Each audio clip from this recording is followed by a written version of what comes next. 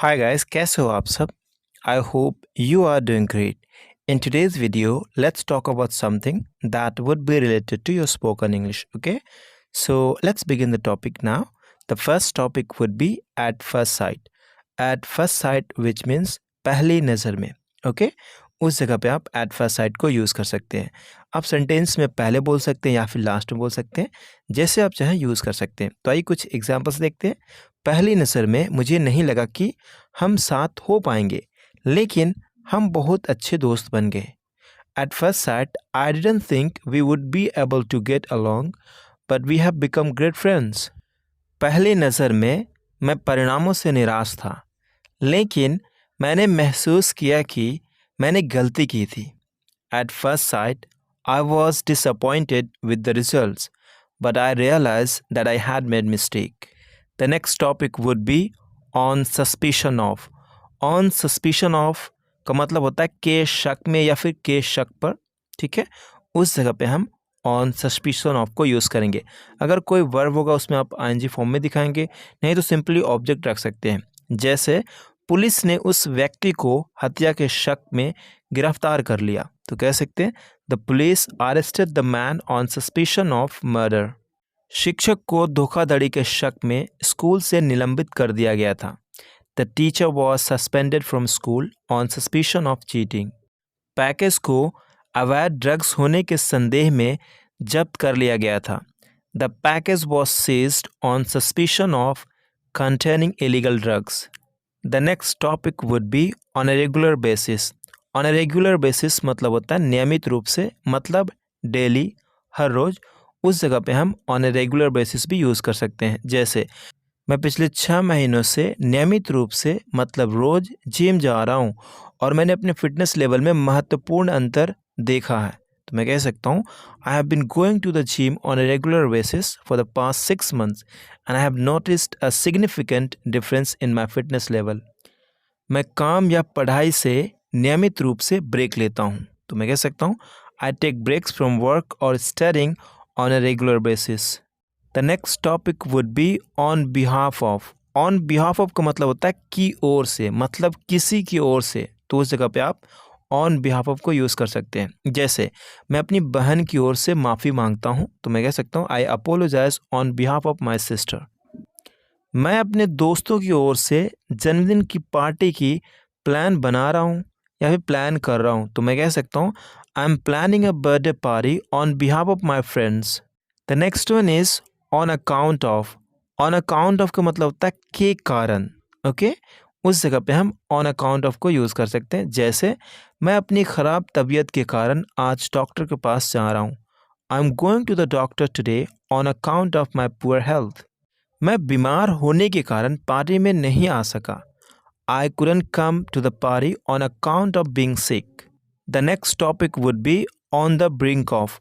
On the brink of which means के कगार पर, मतलब अब और तब, मतलब कुछ भी घटित होने ही वाला है, उस जगह पे हम ऑन द ब्रिंक ऑफ को यूज़ करते हैं। जैसे अगर आप कहते हैं मानवता जलवायु परिवर्तन के कारण विनाश के कगार पर है, तो आप कह सकते हैं humanity is on the brink of destruction due to climate change. Bharat एक बड़े आर्थिक सुधार के कगार पर है। India is on the brink of a major economic reform. अगला टॉपिक है for a start. For a start का मतलब होता है पहली बात तो ये की, मतलब कि कई सारी आपके पास बातें हैं कहने के लिए, तो आप सबसे पहले कुछ कहना चाहते हैं तो उस जगह आप कह सकते हैं for a start, okay, for a start. जैसे पहली बात तो ये है कि हमें समस्या की मूल वजह का पता लगाना होगा, ओके, तो आप कह सकते हैं for a start we will need to identify the root cause of the problem. पहली बात तो कि क्या आप मुझे अपने बारे में थोड़ा बता सकते हैं। For a start could you tell me a little bit about yourself? The next topic would be very first.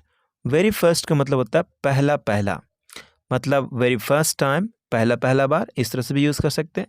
जैसे यह पहला पहला बार है जब ऐसा हुआ है, तो आप कह सकते हैं this is the very first time that this has happened. मैं यूरोप में अपनी पहली पहली छुट्टी पर जाने के लिए बहुत उत्साहित हूँ, तो मैं कह सकता हूँ I am so excited to go on my very first vacation to Europe. At first का मतलब होता है सबसे पहले, ओके। तो उस जगह पे आप एट फर्स्ट को यूज़ करेंगे। जैसे पहले तो मुझे लगा कि मैंने अपना फ़ोन खो दिया है, लेकिन बाद में मुझे अपने बैग में मिला, तो मैं कह सकता हूँ at first I thought I had lost my phone but I eventually found it in my backpack. पहले तो मुझे निर्देश समझ में नहीं आया, लेकिन उन्हें ध्यान से पढ़ने के बाद मुझे समझ में आ गया। At first I didn't understand the instruction, but after reading them carefully, I figured it out. The next one is before. इससे पहले की, इस सेंस में यूज़ करते हैं। यहाँ से चले जाओ, इससे पहले कि मैं तुम्हें पीट दूँ। Go from here before I beat you. दफ़ा हो जाओ, इससे पहले कि मैं तुझे निकलवा दूँ। Get lost before I get you got out. अगला टॉपिक है फॉर द फर्स्ट टाइम, मतलब पहली बार। अगर आप कहते हैं मैं पहले कभी पेरिस नहीं गया हूँ, पहली बार मैं सिटी ऑफ लाइट्स का अनुभव करने जा रहा हूँ, तो आप कह सकते हैं I have never been to Paris before, for the first time I am going to experience the city of lights. मैं पहली बार अपना प्रेजेंटेशन देने से घबराया हुआ था, लेकिन यह अच्छा गया। I was nervous to give my presentation for the first time but it went well. अगला टॉपिक है थॉटफुली।